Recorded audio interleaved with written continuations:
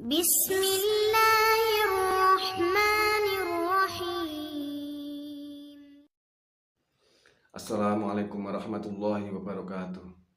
Para pemirsa yang dirahmati Allah, pada perjumpaan kita kali ini kami akan menyajikan kajian dari Kiai Haji Mukhlasun Rasyid atau Guson dari Mojokerto. Marilah kita simak bersama. Bapak Ibu, pertanyaan, apakah bisa kami itu sampai di situ? Sedangkan saya itu masih sibuk urusan nyambut gawe. Lah ngaten nggih? Saya masih tanggungan banyak, anak masih kecil-kecil, hutang masih numpuk, bisnis masih berjalan. Bisakah saya sampai di situ sebelum mati? Dan ataukah bisakah saya sampai di situ wong saya itu nggak ada garis keturunan wali, kiai wong sing apik monggo menungso. Nyun sewu, sampean kenal begenggek? Tahu begenggek? Mriki bahasane begenggek napa? Itu pun bisa kok. Allah tidak pernah kalau menyampaikan tentang musyahadah makrifat pada Allah di dalam Quran itu mengkaitkan nasab, enggak. Status zahir juga tidak. Allah mengatakan hanya mayyasha, nurun ala nurin, cahaya makrifat itu hanya diberikan kepada hamba yang dikehendaki. Nurun ala nurin yahdillahi linurihi mayyasha. Nah ini hamba yang dikehendaki saja. Siapa hamba yang dikehendaki? Kalau kita tahu ciri-cirinya adalah mereka yang sudah memegang sirul asrar dan mengistiqomahkan zikir tersebut di setiap saat dan waktu. Sibuk urusan kerja itu bukan alasan, bukan alasan utawa halangan yang menghalangi antara ruhaniyah sampai bertemu Allah, nggak bisa. Karena Allah pun di tengah-tengah pekerjaan. Jadi nggak ada alasan repot menjadikan penghalang Anda untuk tidak ketemu Allah, nggak. Masih banyak tanggungan, itu bukan alasan, itu bukan penghalang Anda. Sebetulnya itu dihadapkan Allah hanya semata-mata innama amwalukum wa auladukum fitnah, ujian. Satu. Yang kedua, sebagai untuk mengokohkan hati sampean, bertambah tajam tauhid sampean, pengesaan hati sampean pada Allah. Memang itu yang kita hadapi. Semakin tajam makrifat sampean, ujian semakin berat, semakin besar. Nyun sewu, jenengan nek maku kawitan iku digawet napa dititik sik. Dititik sik, cek rada kuat. Engko nek rada kuat, sampeyan tinggal lah digetno. Bahkan wis kuat malah dinceplo digeyekno. Engko nek wis ndase kepalane apa jenenge? Paku itu sudah mancep sudah, gak mungkin ditutup maneh. Tapi bila mana suatu saat yang namanya paku itu keluar lagi, konangan ambek sing duwe dengklik, saonoe sing digawe gepuk. Kadang ada batu didodokno lagi. Lah gitu Pak ya. Begitulah Allah. Ingatlah ketika Allah menghancurkan ekonomimu, ekonomi kita bukan berarti Allah enggak sayang. Itu bentuk kasih sayang Allah. Kata Allah gini, iki cekak ganggu awakmu, tak entek nih des. Bojone gak ngecemes, saiki ngecem. Lho, ilingo, iku kasih sayang Allah. Yang tadinya itu istri kita itu dikasih belanja 300 iku meneng, sakniki dikasih 500 ngomel-ngomel. Udah kasih sayang Allah, nggak apa-apa. Pasti kok dikasih lebih daripada 500 kok. Wa may yattaqillaha yaj'al lahu makhrajan. Quran ini wis ngomong ngoten ya. Bapak Ibu hadirin jamaah rahimakumullah. Jadi kekasih Allah tidak memandang prosesnya dari nasab, ndak, atau fisik kita sebagai orang yang ahli ibadah juga tidak. Sing penting wong iki wis gelem nrimo, hatinya sudah bisa menerima ajaran Rasulullah ini, terus melaksanakan dengan istiqomah. Pastilah inilah calon kekasih Allah, bahkan nanti sebelum meninggal dia akan menjadi kekasih Allah. Pun niki prosesi Pak, prosesi wonten mriku. Sebab Allah sudah katakan nurun ala nurin, surat Nur ayat 35 tadi.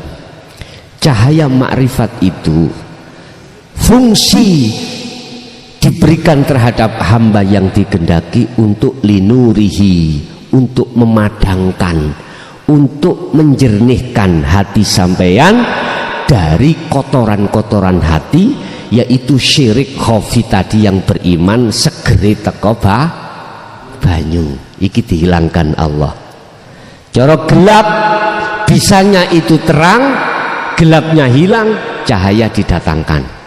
Ketika cahaya makrifat itu datang, saknaliko iman terhadap air hilang.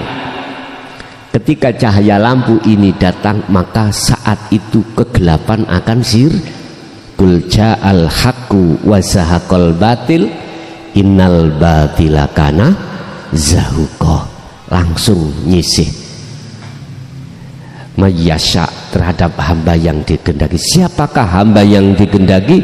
Dialah para pengikut setia baginda Rasulullah Sallallahu Alaihi Wasallam. Itulah beliau yang selalu mengikuti ajaran dinul haq. Beliau termasuk kita-kita ini. Wis, saya katakan kita-kita ini yo ojo dadi takabur jenengan. Jangan. Garis lurus keturunan atau pewaris para nabi dan rasul khususnya adalah tabi'ina sholihin, yang hatinya itu hanya bersandar pada Allah. Oke, Bapak Ibu, itu apa yang bisa kami sampaikan berkenaan dengan materi kita, ciri-ciri para kekasih Allah itu yang bagaimana, sesuai dengan surat Yunus ayat 62 dan 63. Kita masuk pada sesi tanya jawab atau dialog, atau yang menambahi monggo kami persilakan.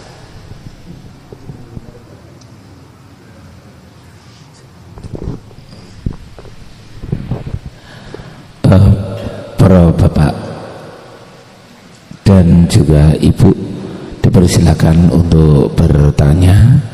Insya Allah waktu masih cukup, sekitar 4-5 pertanyaan. Dipersilakan. Mungkin bapak-bapak, ibu-ibu ada yang kurang jelas ingin ditanyakan, dipersilakan. Oke. Halo, assalamualaikum warahmatullahi wabarakatuh. Terima kasih Gus sudah dikasih kesempatan untuk bertanya. Nih mohon maaf sebelumnya Gus ya.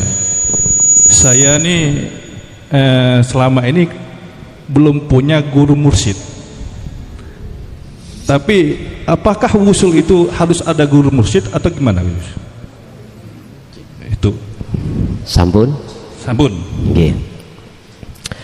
Apakah untuk mencapai kewusulan makrifat itu harus punya guru mursyid?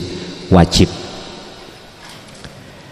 Berbicara niki, saya kasih kedudukan masalah guru ini biar gak ada salah paham tentang masalah mursyid. Mursyid itu visi dan misinya itu apa? Memberikan petunjuk terhadap ruhaniyah kita hanya pada Allah, tidak berbicara pada selain Allah. Lah, tentang mursyid atau guru ini ada dua sudut pandang proses. Proses pertama, guru yang dimaksud mursyid untuk menghantarkan kita sampai ke makrifat Allah berbentuk makhluk. Ingat, berbentuk makhluk. Dasarnya huwaladzi arsala rasulahu bil huda wa dinil haq. Arsala ini adalah makhluk, Pak.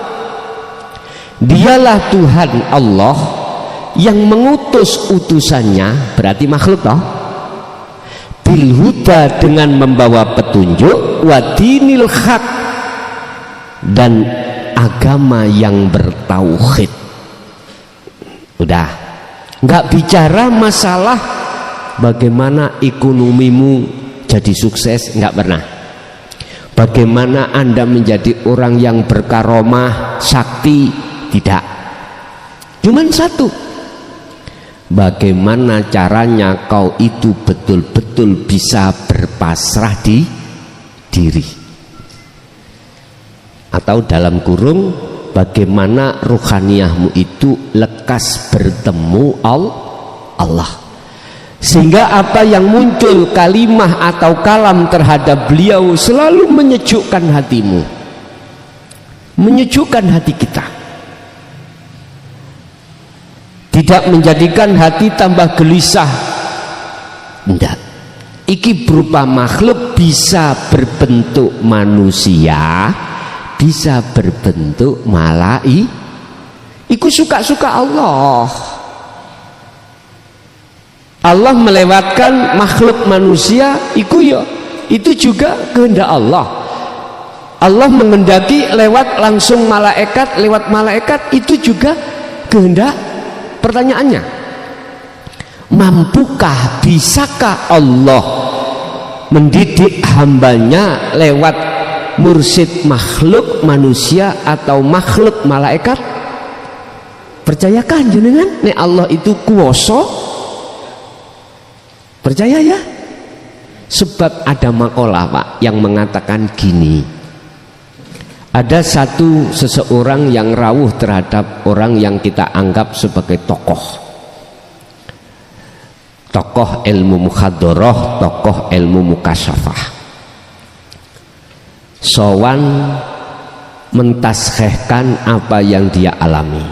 Taskheh ngeten, kula niki dik wau dalu niku kok wonten sing marani kula murui ilmu tentang tauhid. Niku sinten? Setankah, jinkah, atau malaikatkah? Kalau dijawab malaikat gak mungkin, karena itu hanya terjadi pada Kanjeng Nabi. Mesti ngomongnya adalah negak jin yo setan. Yun sewu, saya bertanya,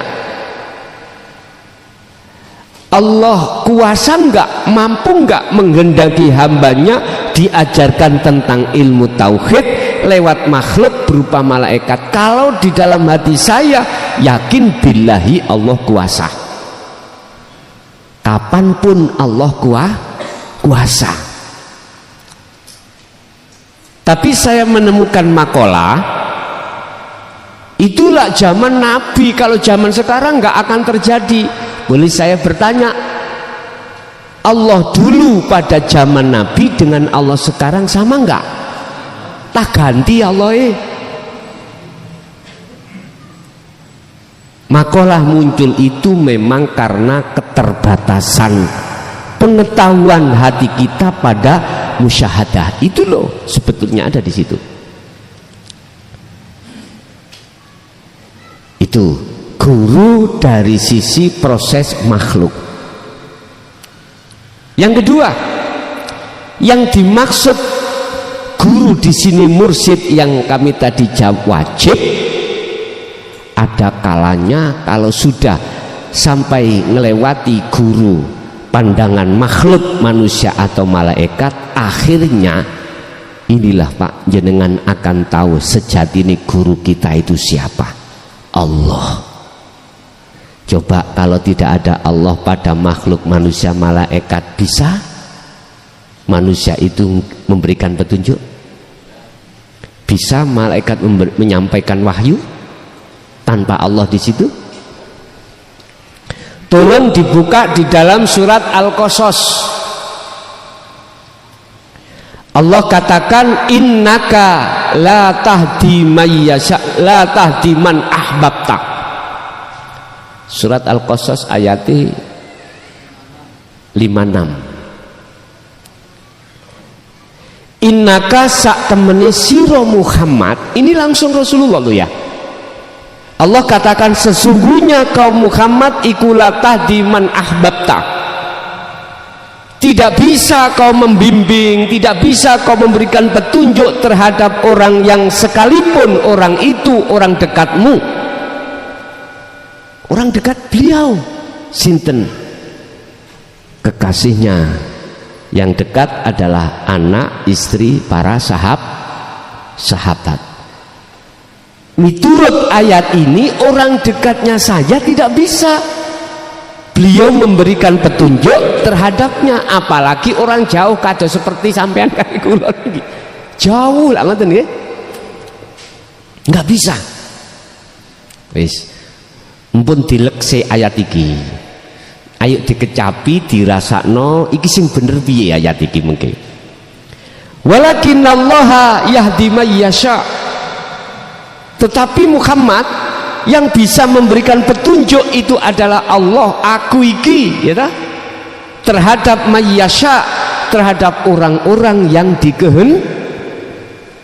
gini Pak, kalau jenengan itu sudah kebuka hati sampai tentang mursyid sejati, guru sejati, ternyata jawabnya adalah Allah.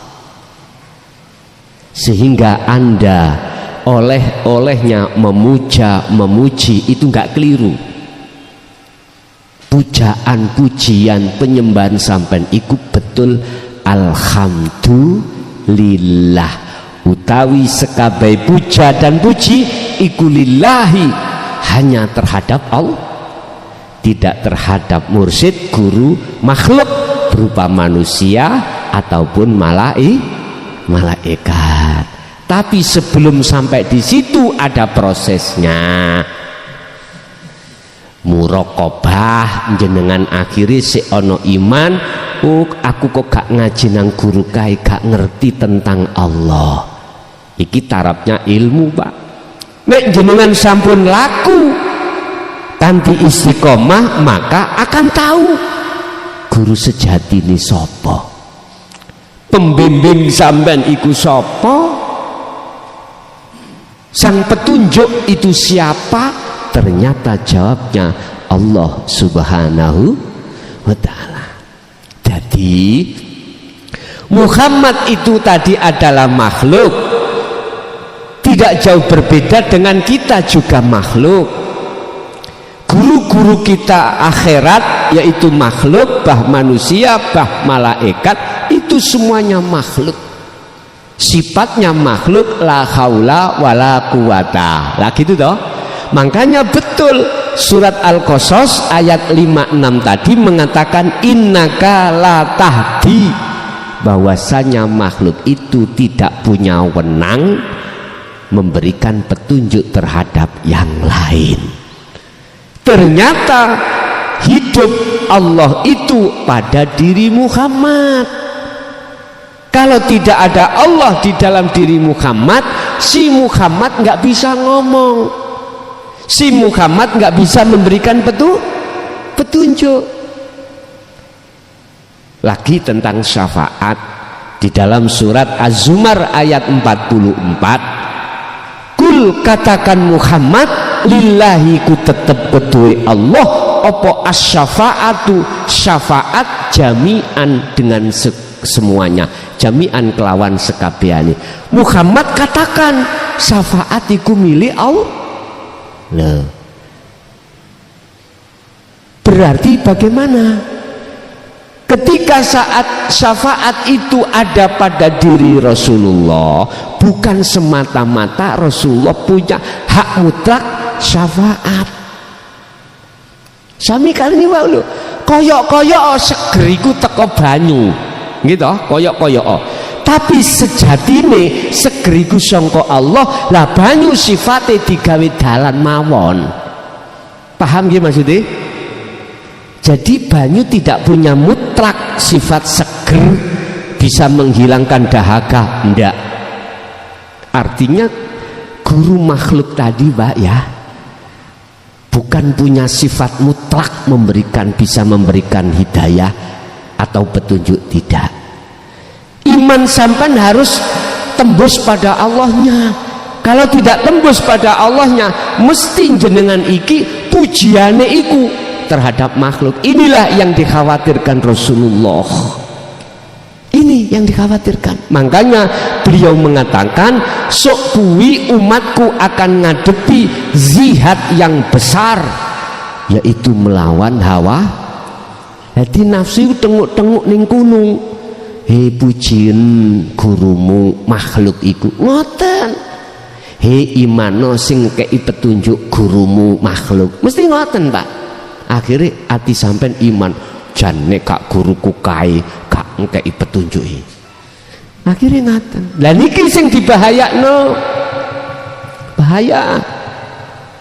Iman yang berhenti di sinilah yang dikhawatirkan Rasulullah. Padahal Allah katakan wa may yakfur bitaghuti wa yu'min billah. Al-Baqarah 256. Jikalau imanmu itu betul-betul hanya pada Allah yang memberikan petunjuk, maka yakfur bitaghut, tinggalkan iman tadi yang mengatakan bahwasanya mursyid makhluk itu yang bisa memberikan petunjuk. Tinggalkan itu. Kalau kau tidak mau meninggalkan itu, imanmu wa yu'min billah tidak akan pernah terjadi. Inilah yang dikhawatirkan Rasulullah. Entah saya juga tidak ambil nggak iso mikir Pak, yang mengatakan bahwasanya selain Allah itu bisa memberikan manfaat dan mudarat. Saya juga nggak habis pikir iki nyelintung no ayat teko endi, dasare teko endi, tapi faktanya ngono. Sebetulnya mudah saja jawabannya, karena mereka hanya berhenti di iman, tidak ke ihsan. Wis titik. Makanya Allah peringatkan di dalam surah Al-Baqarah ayat 208, ya ayyuhalladzina amanu dkhulu fisilmi kafah, masuklah kau di dalam agama Islam dengan sempurna. Sempurna itu berarti sampai mencapai makrifat. Di situ kok ya ayyuhal muslimun ya, mestinya ya ayyuhal muslimun, kok ya ayyuhalladzina amanu. Wis iman kok dikongkon Islam maneh, padahal tatanane Islam iman wis iman dikongkon Islam maneh. Lak mudun lah mulian turun kok ya ayyuhal muslimun, rodok maton, tapi ya ayyuhalladzina amanu berarti iman kita belum benar. Bisanya benar harus ke ihsan. Dengan kesempurnaan Islam panjenengan inilah nanti akan naik menjadi iman yang sudah ihsan. Jadi Bapak wajib miturut proses keilmiahan, wajib. Tapi lah ada satu makalah lagi, tanpa guru makhluk mampu Gusti Allah. Halo, mampu terhadap hamba siapapun yang dikehendaki, sakit. Dan bisa Allah menghendaki hambanya yang dipilih langsung tanpa malaikat, langsung tanpa makhluk manusia. Allah sendiri yang membimbing dia tanpa diketahui siapapun termasuk malaikat, enggak ngerti. Pertanyaannya, kuasakah Allah? Kalau saya wallahi kuasa, sebab Qur'annya sudah ngomong innallaha ala kulli syai'in qadir. Allah sanggup dan berkuasa atas segala apapun. baik yang bisa diterima akal maupun tidak bisa diterima akal. Cuman berhubung kebanyakan manusia itu hanya memiliki hujjah. Hujjah itu bukti atau makalah dasar secara akliyah saja, maka mengatakan tidak mungkin. Kalau ada seseorang yang langsung diajari dening oleh Allah, yes kak wopo imani pandangane dewe. Kalau saya sendiri, saya yakin tanpa guru makhluk manusia atau malaikat, Allah langsung mendidik, membimbing hamba yang dikehendaki, begitu bisa terjadi. Ada lagi?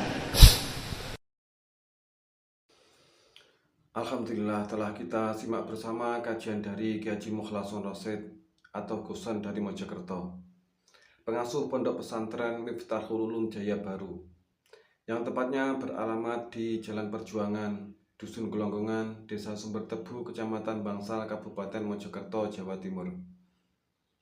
Beliau menekankan pendidikan holistik yang fokus pada ilmu tauhid dan tasawuf. Beliau adalah sosok gambaran ulama muda yang mampu menjembatani nilai-nilai keislaman tradisional dengan pendekatan modern. Beliau mengajak pendengarnya untuk tidak hanya memahami Islam secara tekstual saja, tetapi juga memahami maknanya secara spiritual. Beliau menekankan pentingnya mempelajari Islam secara mendalam, tidak hanya aspek lahiriah saja, tetapi juga batinnya. Semoga kajian-kajian dari beliau bisa kita petik manfaat dan hikmahnya, sehingga bisa membawa keberkahan kepada kita di dunia dan akhirat. Amin ya rabbal alamin. Akhirul kalam, wassalamualaikum warahmatullahi wabarakatuh.